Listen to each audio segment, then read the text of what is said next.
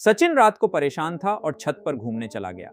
अचानक पानी की टंकी के पास एक साया दिखा, लेकिन वह सोचा शायद वहम हो। फिर रोने की आवाज आई और पीछे मुड़कर देखा तो एक लड़की खड़ी थी, सुनैना जैसी लग रही थी, लेकिन उसका चेहरा भयानक था, हाथ और पैरों से खून बह रहा था। सचिन डर गया और पूछा, तुम कौन हो? लड़की रोते हुए बोली, मुझे मार दिया गया है। सचिन भागा, लेकिन सुबह पता चला कि सुनैना सालों पहले छत से गिरकर मर चुकी थी।